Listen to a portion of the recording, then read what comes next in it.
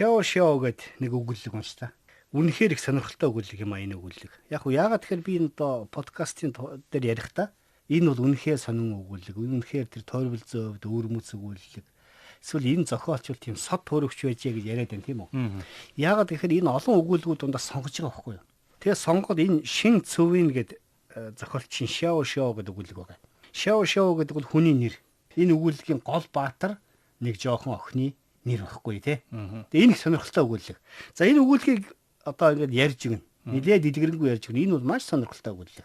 Одоо Хятадын дундад зууны үеэс эрт үеэс тэгээ дундад зууныг бүтэн дамжаад энэ 20 дугаар зууны ихэнх хүртэл Хятадын хөдөө тосгонд уламжлал болоод тийм ээ.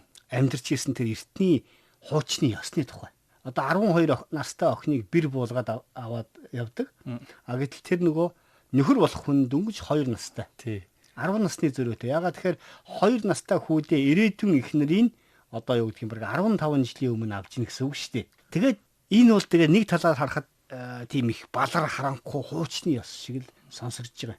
Өнөөдрийн энэ даяарсан нийгэм, энэ даяарсан дэлхийн ертөнцид амьдрал дээр энэч байх боломжгүй зүйл шүү дээ. Тий, аав ээж нь эзэн мэдэл.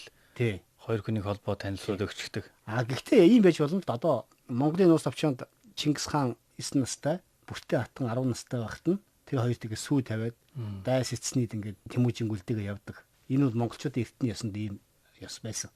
Энэ өгүүлэгт гарч байгаагаар бол бэр болж байгаа охин 12 настай. Нөхөр нь болох хүү 2 настай. Дөнгөж мөөмнөөсөө гарч байгаа гэж. Тэгэхээр эн чинь бол нэг талдаа ингээд их хуучны ёс боловч те ёс. Нөгөө талдаа бол ингээд одоо энэ дэлхийн ертөнцийн өнөөдрийн энэ өнцгөр харах юм бол эн чинь маш балар ёс байгаа байхгүй. Балар хуучны те ийм ёс. Тэгэхээр ийм ёс олон зуун жил ам бүхтээ оршиж исэн байна. Энэ бол зүгээр ингээд Хятадын жирийн нэгэн тосгонд энэ ёс бол ингээд зүгээр ингээд хууль мэт мөрдөгдөжсэн ийм байх юм а те. Ер нь бол. Тэгээд юугаараа их сонирхолтой вэ гэхээр өнөөдөр энэ цаг үеийг ийм түүхийг ийм ёс заншлыг зохиолч бичээд үлдээцснээр гавьяатай байхгүй. Өнөөдөр энийг там сурах сонссон хүн энэ тухай бичээд хизээч тийм хөрсөн дээр буухаар гайхалтай сайхан зохиолыг үнэмшилтэйгээр бичиж чадахгүй байхгүй ер нь бол.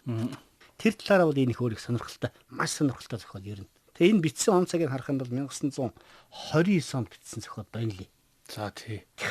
За ингээ энэ тухай эргээд ярина. Тэгээд эхийн тулд эхлээд энэ зохиолыг бичсэн энэ шин цөвийн гэдэг тийм ээ.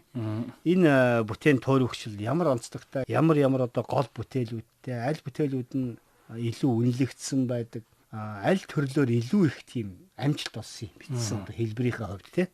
Энэ талаар сонирхож байна таахгүй юу? Тий, би бас мэдээлэл цуглууллаа. Шин цун үн гээд одоо Хятадын орчин үеийн уран зохиолд одоо ярихгүй байхын аргагүй юм агуу зохиолч бас түүх соёл судалдаг эрдэмтэн хүн.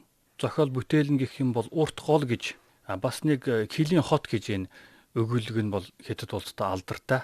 За өөрөө болохоор энэ Чиндогийн их сургууль, дараа нь Бээжингийн их сургууль, Хятад улс байгуулагдсны дараа Хятадын түүхийн музей, Хятадын нийгмийн шинжилгээ ухааны академийн энэ түүхийн хүрээлэнд ажиллаж насаараа эрдэм шинжилгээ хийсэн эрдэмтэн зохиолч хүн юм байна.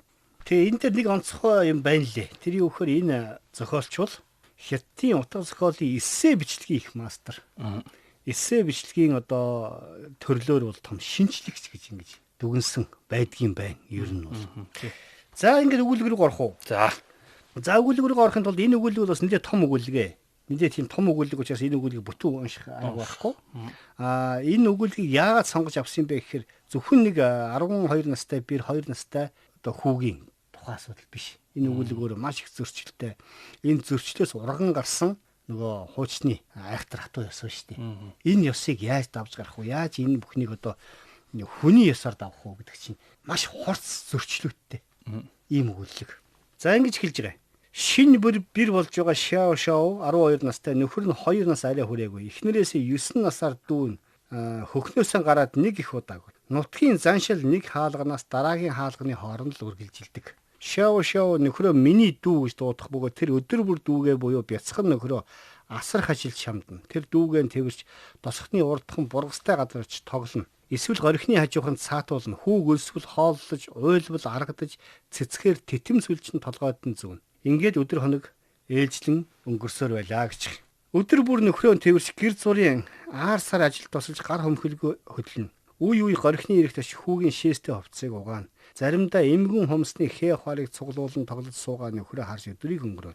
Охины энэ насанд мөрөөдөл амьдралынх нь нэг хэсэг байдаг. Шөнөөр ямар нэг газараас том хүрэл зоос олж байгаагаар эсвэл сонин сайхан зүйл идэж байгаа тухай эсвэл одоо модон давирч загас болон усны боргонд цойлон байгаагаар төсөөлмөр өгдөг гэж. Охин нэгэн шин Тэнгэрийн одын хүрээлэлд нисэн орлоо гэж зүүдлв. Түүнтэй хамт хинч үгүй хэсэг цагаан хэсэг алтан туяа холилдон үзэгдээд ээжээ гэж чанга дуудаад зочин сэрлээ гэж. Тэгэхээр энэ мөрөөдөл зүүд хоёрын тухай ийм маш богинохон ийм оруулбар өгүүлгийн эхэнд байгаа юм. Тэгэхээр би энийг бол юу гэж бодсон бэ? Зохиолч энийг яагаад оруулсан бэ те гэж бодохоор энэ амьдралын өдөр тутам одоо ингээд нөгөө нөхөр нь бол 2 настай жоохон хүүгийн шээстэй өмдийг угаагаад хүүхэд эрхлүүлээд хүүхдийг саатуулаад миний дүү гэдэг. Гэтэ хизээ нэгэн цаг тэр хоёр чинь бурханд мөргөөд ир юм болно шүү дээ. Энэ бол дэлхийн уран зохиолын түүхэнд яг ийм яг ийм өгүүлэмж өгсөн. Гэтэл тэр чинь хүн юм чи хүнд ямар мөрөөдөл байдаг вэ? Эсвэл ямар том боломж байж болох вэ гэдгийг тэр хүүхдийн мөрөөдөл энэ хүүхд бол том хүрэлцоос олсон эд баялаг ихтэй амттан идэж өнгөтнийг өмссөн тэнгис далайг ингээ үзсэн ийм том хүн болж болох юм а гэдгийг нь бол тэр мөрөөдлийнх нь өгүүлэмжээр хэлээд өгсөн байгаа. Ер нь боломж бол нөгөө талаар энэ хүүхэд хизээч ээжигээ одоо мэдгүй баг багтны ээж нь аав нь ингээд өнгөрсөн өнчин хүүхэд. Тэгээд аавынхаа талын одоо авга ах нь ингээд тариачин хүн үрчилж яваад өсгсөн. Тэгээд тэр хүрээлэлд орсон чинь нийл хэсэг цагаан нэг хэсэг алтлаг ийм туяанд ороод тийм ээ тэр чинь юу гэдэг одоо бидний ярьдаг нөгөө мөрөөдлийнх нь үргэлжлэл явж байгаа байхгүй тий. Тэгээд тэнд ээжээ гэдээ удаас ирчлээ гэж. Тэгээд тэр хүүхдийн сэтгэлийн мухарт байдаг хүсэл мөрөөдөл нь бол том одоо илбэг хангалуун амьдраад ээжтэйгээ байгаа сайхан орчлон сайхан ертөнцийг үзээд явах. Энэ бол энэ охины одоо мөрөөдөл нь байсан юм а гэдгийг энэ зүүдний оруулбараар төлөөлж гаргаж байгаа юм ер нь бол. За тэгээд энэ өгүүлэлт ерөнхийдөө нэг юм гарна. Одоо ингээд өгүүлгийг яриад ахаар уншаад ахаар юу яагаад байна л да нөгөө их том өгүүлэг учраас. За энэ өгүүлэлт төр хоёр үйл явдлын шугам явна. Ер нь бол тийм ээ явж байгаа. Нэг нь бол юу гэхээр тэр дасганых ингээ ярддаг. Бүгд ингээ хоолндоо идээд хашаандаа ингээ салхилаад суудаг. Тэгээд тэр одоо нөхрийнх нь өвөө гэсэн үг шүү дээ. Хадам өвөө гэсэн үг байна тийм ээ. Очсон тэр төрхмийнх нь өвөө. Дүнсэн тамхиа ингээ тас олж яхад тэрүүгээр нэг эмгтэй сурагч явсан гинэ гэж ярьдаг. Тэгтэл тэр эмгтэй сурагч гэдэг ойлголт бол тухайн тэр одоо харанхуй бүдүүлэг гэж хэлж болохоор бичиг үсэггүй, соёл үзээгүй, соёл мэдгүй энэ тосхны хувьд эмэгтэй сурагч гэдэг бол маш өөр ойлголт. Эмэгтэй сурагч нар юу хийдэг вэ гэхээр одоо ийм нэг ижил хувцсан өмсдөг. Үсээ тайрсан, үсээ ингээ бооцсон байгаа дахианы сүүл шиг харагддаг. Тийм гаж харагдаад байгаа байхгүй юу? Гэтэл тэр эмэгтэй сурагч гэдэг чинь бол ирж байгаа шин цагийн төлөөлөл байхгүй юу? Шинжлэл хийж байгаа. Шинжлэл. Тэр бол шин ирж байгаа шин цагийн төлөөлөл яхаарахгүй мөн. Тэгээд нөгөөдөл чинь гэж эхлээд бол шав чи ер нь эмэгтэй сурагч болвол яадгийг. Эмэгтэй сурагч бол тэнд хоёр эмэгтэй сурагч явсан гинэ гэж шоолол инээлдээл тий. Тэгэхэд яриад ахаар нөгөө шав шиг бодож штэ өдөр тутам ингээд нэг хүүхэд хардаг ажилтаа тэгээд нэг тариа ногоо жинхэнэ хэдэн 100 хэдэн мянган жил явж ирсэн хятад тариачны амьдралаас өөр амьдрал байдаг юм байна гэдгийг хүүхэд өөрийнхөө зүүн сэрхүүгээр ингээд мэдэрч эхэлж штэ одоо хадмандаа ирээд нэг жил гарan болцсон гэдэг чинь бараг 14 нас хүрээд ирж байгаа. Тэр хооронд ингээд нөгөө өвс ногоо чимээгүй ургадаг шиг энд ирсэн охины бие хаа одоо ингээд өсөөд чангараад маш их өөрчлөгдсөн гэж өгүүлж байгаа байхгүй. Тэгээд нэг өдөр ерөөсөө би эмэгтэй сурагч боллоо гэсэн чинь гэрээхт нь бүгд айж байгаа юм. Чи ёстой болохгүй шүү эмэгтэй сурагч болж. Чи айхгүй байна уу? Айхгүй байна уу? Тэд нар чинь уустай маш аюултай юм хийдэг тий. Эрэгтэй эмэгтэй сурагчид хамт байранд амьдардаг. Хамт байранд амьдардаг. Бүр задгаа гэдэг. Өөр задгаа тий. Гэт. Тэгээд нөгөө гинтхэн нөгөө тэр хүүхдийн нөгөө ертөнц өөрчлөгдөөд шин юм руу яваад өгч магадгүй гэдэг айцсан шүү дээ. Энд чинь хуушнаасаа салах дургу нийгмийн тэр сэтгэхгүй шүү дээ. Өглөө болгон одоо малтуур гапу шороо малтдаг юм аваад яваад газар дээрээ ажиллаад жоохон ураг сураагаал тэрийгэ хоолоо идэл халуун бүлээрээ ингээ амьдарч идэг хаттын тэр нөгөөт нэг хэдэн мянган жил үргэлжилсэн тариачны амьдралаасаа салах дурггүй шүү дээ. Салж чадахгүй. Тэрнээс ангидаар төсөлж чадахгүй. Эмэгтэй сурагчид юу хийдэг юм бэ гэсэн чинь тэд нарт ажил хийх шаардлага байхгүй. Тэд нар бол ингээд өдөр болгон ингээд оог гэл дуулаад бүжиглээл. Тэд нар ингээд ямар нэгэн эрэгтэй хүнтэй харьцахын тулд заавал дундын ингээд 100 төгсгүүгээр шууд харьцчих болно. Тэгэхээр чинь нэг дандаа тийм шин хөгжлийн үр хөврөл яваад байгаа байхгүй. Хуучин хүний нүдээр хараад байна. Хуучин хүний нүдээр хараад байгаа байхгүй. Тэгээд тэр шин хүн учраас тэр охин чинь татагч хэлж шít. Татагч хэлж байна. Ер нь бол тэр хүүхдийн зүүдний оруулбарч тэр хүүхдийн мөрөөдөлч тэр яагаад тэгэхээр энэ хуучны шавар балчигт нэгтшигдсэн хуучны энэ амьдралаас ангижрахал хүсэлтэй байхгүй. Хүсэл нь бол даанч тэгээд өнчин өрөөсөн ном бичиг мэдхгүй ерөөсөө амьдрал гэдэг бол нэг хаалганаас гараад нөгөө хаалганы очдог. Төрсөн гэрээсээ юм уу өссөн гэрээсээ гараад хадмын газар очино тийм ээ. Хүний газар очиод тэгээд тэндээ хүүхэд гаргаад эсвэл нөгөө өөрөөсөө 10 юм уу 12 нас дүү нөхрөө өсгөж жагаад нас бий төрөхээр нь бурханд мөргөөд нэг гэрт ороод хүүхэд гаргаад тэгэл явдаг гэсэн ерөөсөө нэг ийм л энэс өөр гажих зам байхгүй. Амьдрал бол нэг хаалганаас нөгөө хаалганы хооронд нэг гудамнаас нөгөө гудамны хооронд эсвэл хамгийн холдоод нэг тосгоноос нөгөө тосны хооронд бүсгүй хүний амьдрал байдаг. Гэдэг энэ уламжлалт би бол энийг яг намайг балчиг гэдэг байхгүй юу? Ер нь маш олон жилийн тогтцсон юм байна шүү дээ.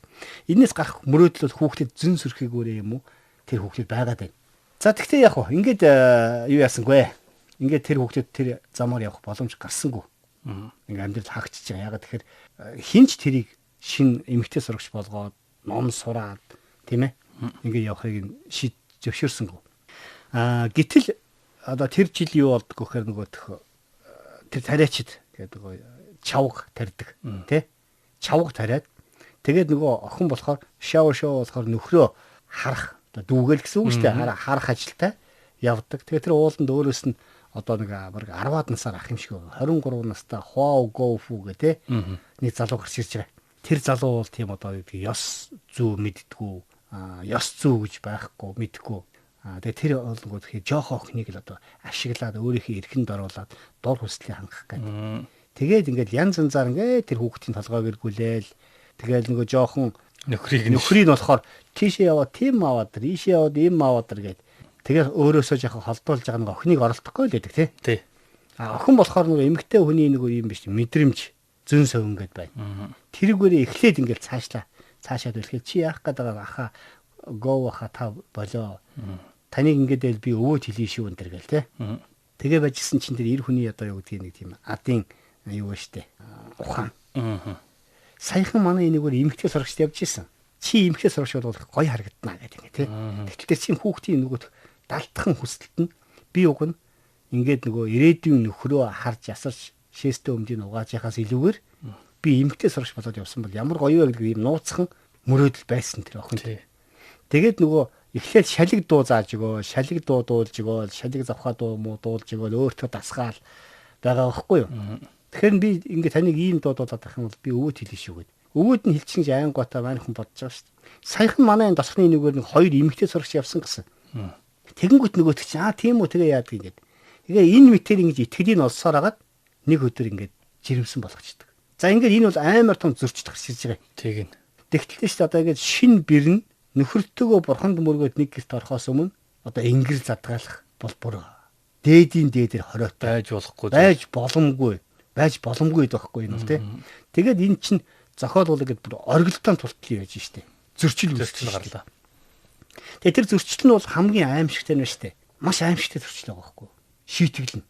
Тэр үед хүн болгоны одоо ухамсар, хүн болгоны сэтгэхүйд юу байсан бэ гэхээр ийм ёс бус байсан. Одоо ингэрийн хомжтой хямгадаж чадаагүй ариун байха болсон бол тэр шин бэр 3-4 янзын шийтгэл ирэх хэвээр. Үндсэндээ 2 шийтгэл. Нэг нь өөхөх хуучин нийгэмд нэг нь өөхөх. Өөхөн дотор 2-3 шийтгэлтэй тий. Усан дүүж өгөх үү, дүүжилж өгөх үү, хор ууж өгөх үү. Эсвэл амьдаар нь булж болно. Тэгэхээр яг ийм нийгэм байсан байна. Бүх хүмүүсийн сэтгэхүй ерөөсөө ийм байх ёстой л гэж боддог. Тэгтэл тэр 15-тай охинд ийм байвал ийм байдаг, ийм байвал ийм юм болно гэж хинч хэлээгүй. Охин бол зүгээр нийгмийн золиос байхгүй юу? Тий. Зан заншлын тэр маш хуучны балар ёс балар уламжлалын золиос байхгүй ер нь бол. Тэр чинь ингээ хэдийгээр хинч хилж өгөөгүй ч гэсэн охин бодож байгаа шүү дээ. Хоо ахаа одоо яах вэ? Одоо миний ингээд гиз томроод байна. Им болоод уучмаар байна гэдэг. Хинч зааж гисэн тийм ээ. А тэгтэл нөгөөх айгуу тийм хүний үнэргүй нөгөөт нэг хүүтэн сэтгэлтэй тэр завшаанч залуу бол ажлаа хаяад оргоо авчиж байгаа. Энд байсан хоо гэдэг залуу хайцсан бэ гэдгсэн чи 200 юаны өрөнд ороод тэр өрнөөсөө сухтаагаад явцсан гэлээ гэж. Тим яриа гарч байгаа юм. А гэхдээ тэр бол өрнөөс болоогүй хин нэгнээс зүхтах, хин нэгнээс одоо юу гэдгийг нуугдах тим хэрэг өдүүлсэн байна гэдгийг тэр өвөө нь ерөнхийдөө гадарчилж байгаа тийм. Гэхдээ яг юунаас усна мэдэхгүй. Тэгээд эн чинь одоо ингээд зохиол ингээд уншиж явах чигээд аягүй хүлээгдэж штэ. За энэ охиныг яаж шийдэх бол тэр эцэг үе те. Магадгүй өнөөдөр одоо яг энэ зохиол ярьж явах тундаа ингээд ярихад одоо ингээд би нэг хэдхэн жилийн өмнө исламын шашинтай оронд нөхрөө одоо нөгөө нөхрөөсөө гадуур харьцаатай харилцаа тогтоосон гэдгээр нөхөртөө үнэнч байгаагүйгээд нэг эмэгтэйг ингээд нөгөө тэр тосхныхан бүгд чулуугаар шидээд алчиж штэ. Тэр бол өнөөдөр байж лээ. Харин. Гэтэл одоо 100 жилийн өмнө бол хятадын тэр бүглүү жижигхэн харанхуй тэр тосхонд бол нөхөртөө үнэнч байгаагүй төлөө тийм ээ. Тэр охин бол ялгаа байхгүй тийм өхөллөөр одоо ерөнхийд нь заагддаг байсан байна л да. Ер нь хор ууж болно. Усанд дүүж хүж болно гэж байгаа. Дүүжлж болно. Амьдаар нь болно. Аимшигтай байхгүй. Маш аимшигтай байхгүй. Тий. Тэгээд тэр охины хувь заяа чигээд хацуу хэцүү болчихлоо шүү дээ. Охин бол одоо тэгээд намайг одоо хамгийн хөнгөн ялна юу яаж болох вэ гэвэл өөр газар одоо энэ таньдаг мэддэг хүмүүсээс нь хол газар хөдөлтөж болох юм аа л гэж. Одоо эхнэр авах шаардлагатай эхнэр авъя гэж байгаа өөр тосгонд аваачаад мөнгөтэй хүнд шууд одоо баг эхнэр болгодог юм уу юу болгодог тийм ээ. Хөдөлтөх тим нэг ирэх байна гэж. Тэгээ энийг уншиж яхад нөгөө монголчуудын нэг юм дуу байдаг байхгүй юу? Хүмүүн төрлөختөн гэдэг нэг дуу байдаг. Хүмүүн төрлөختний дотроос хүндийн ирэхээр дарлагдсан хөөхий бидний бүсгүйчүүд гэдэг ингээд одоо бидний үед энэ бол заавал сурах хэвээр 10 дуу мууны нэг заавал сурах хэвээр 10 бүжгийн нэг энэ төр хөгжмийн хай. Зохиолын дуу байна уу? Ардын зохиолын дуу энэ дэх үедээ хүмүүн төрлөختөн гэж. Энэ бол яг л хуучин засаг тэр хуучин нийгмийн тогтолцооны үед эмэгтэй хүн гэдэг эсвэл арилжааны хэрэгсэл. Эсвэл зүгээр л одоо ингээд үр удам залгахын тулд хүүхэд гаргаад гэрч сууж явах ёстой.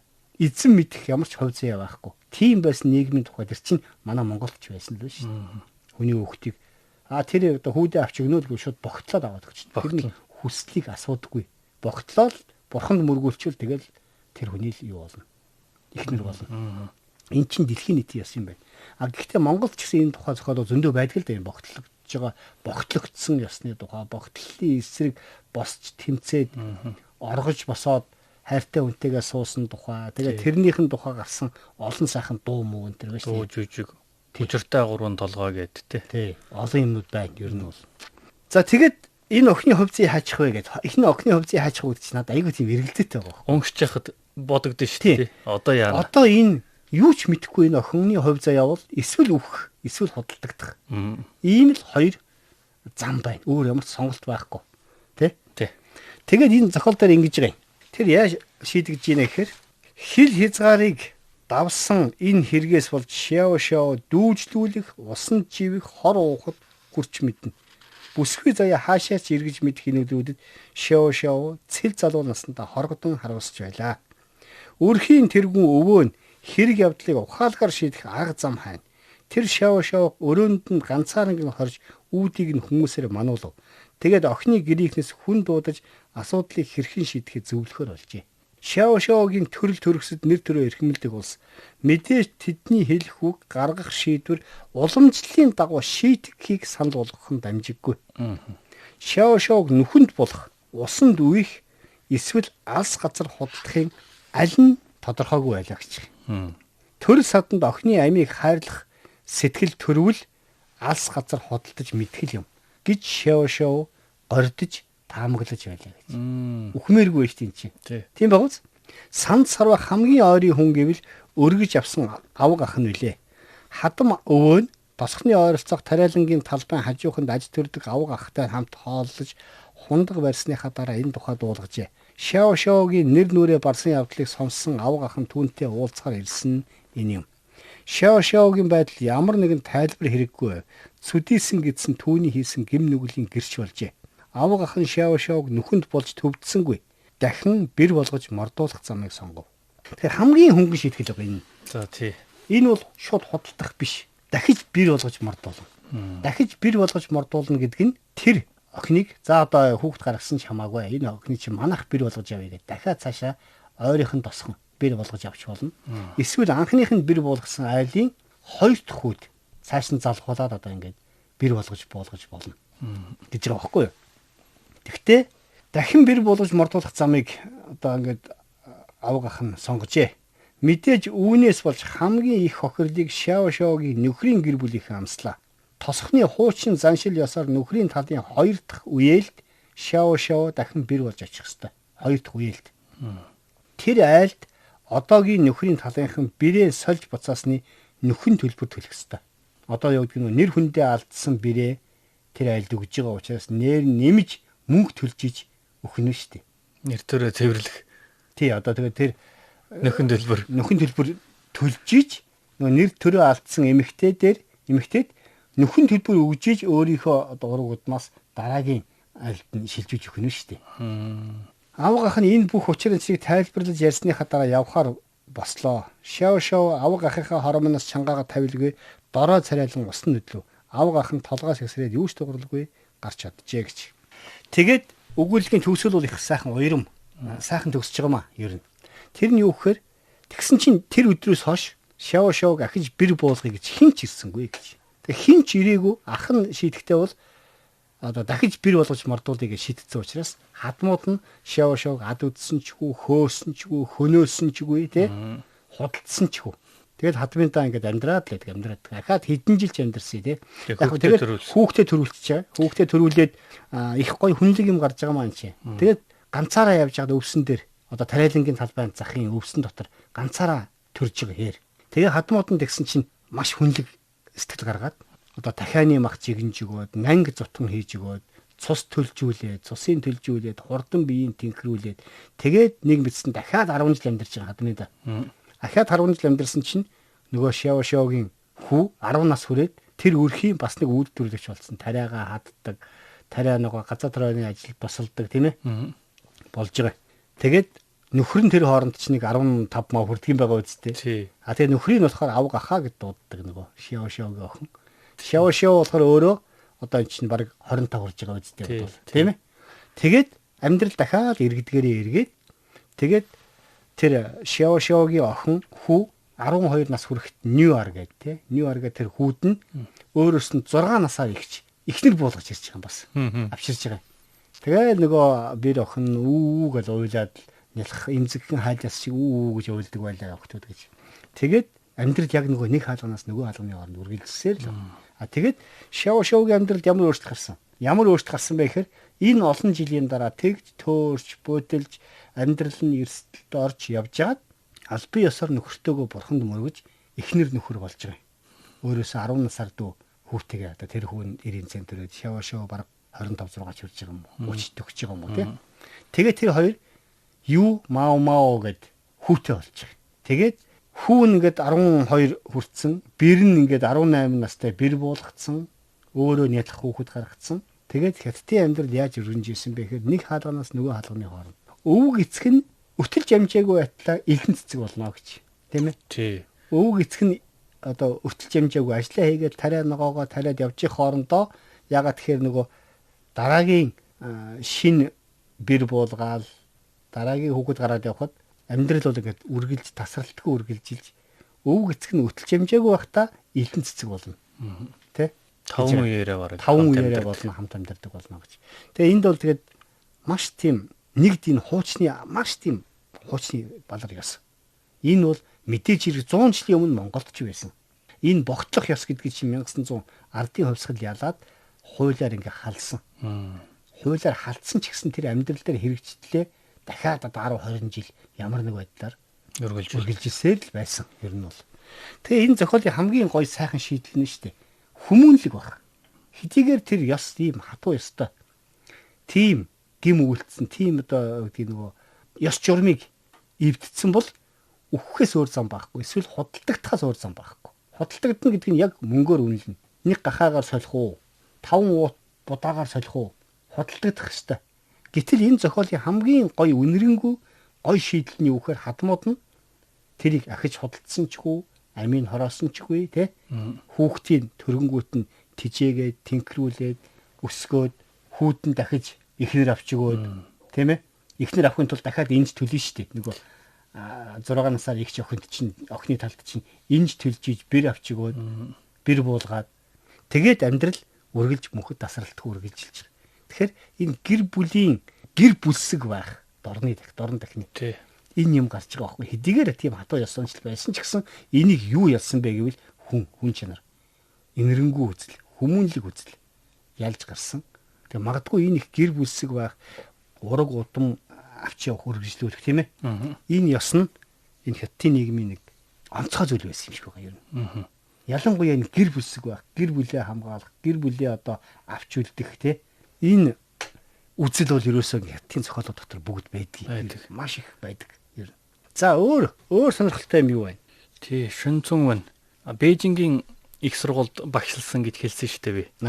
Тэгээд багшлах үеийнх нь бас нэг оньгоо юм уу? Яг анхны хичээлээ яаж орж ирснийг нь бичсэн байна. Тэгээд эхний хичээлээ орохдоо бараг 10-аад минут тайзан дээр юм ярьж чадахгүй зогсчихсон гинэ. Дүгдрээд юм ярьж чадахгүй бараг 10 минут зогсож байгаад ярих гэсэн хичээлээ цагийн хичээлээ бараг 10 минутад багтаага ярьчихсан.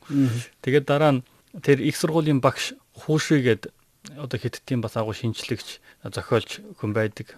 Захирал нь тэгээд хэлж байгаа юм гинэ. За чи тэгээд 10 минут хичээл заагаад 10 минут юм ярьж чадахгүй зогссон хэрнээ оюутнуудаараа туулгаагүй чинь болж чи тэгээд сайн багш болох юм байна гэдэг дараа нь тэгээд багшлуулсан гэж байна шүү дээ. Тэгэхээр бас амьдрал дээр бас яг нээлттэй биш тэр тал нь бас харагдаж байна. Сүүлдээ бол агуу эрдэнэт нь болсон. Ер нь бол энэ хүүрнэл зохиолын богино хэлбэрээр бичсэн хүн юм а да зохиол тий. Дандаа богино өгүүлэг бичдэг. Тэр шар мөрөн гэдэг нь төвөр байдаг юм байна. Энэ Шүнцэн үнийг тий. Тэгэхээр би бодохдоо чиний тэр үний ярьсан урт хол гэж ярьсан шүү Тий. дээ. Тэрний нэг орчуулгын хувилбар нь шар мөрөн байж магадгүй. Шар мөрөн гэсэн төвөр байдаг юм билий. Бид энэ зохиолч ер нь ямар өөр зохиолууд байна гэдэг ингээд үтсэн чинь шар мөрөн гэдэг тийм өгүүлгийн төвөр, хилийн хот гэдэг өгүүлгийн төвөр нь онцгой барайцлна гэдэг юм. Тэгээ яг энэ дээр би бас нэг сонирхолтой юм зүгээр харьцуулж үзсэн байхгүй юу. Тэр нь юу гэхээр энэ түрүү ярьлаа шүү дээ одоо 100 жилийн өмнө бичсэн. Тэгтээ хэдэн мянган жилийн өмнө үргэлжилж ирсэн энэ ёс уламжлалыг бичиж үлдээснээрээ энэ хүн бол маш гайхамшигтай юм а гэж. Тэгэхээр эн чинь зохиолчдын бас нэг үүрэг нь тэр байна л да. Бүх зохиолчид заавал сэтгэлгээний юм бичих алавгүй, тийм ээ?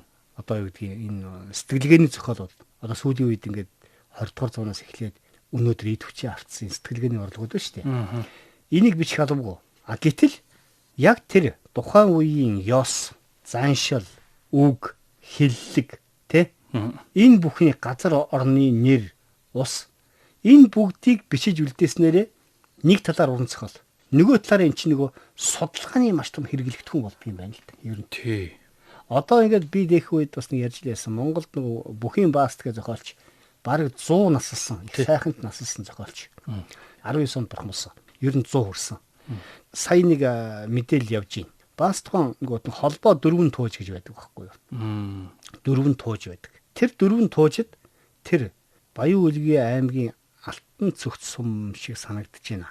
Өөрийнхөө нутгийн бүх 629 газар орны нэрийг уул, ус, дов, толгой, мод, хад, амтэн юу гэдгийг.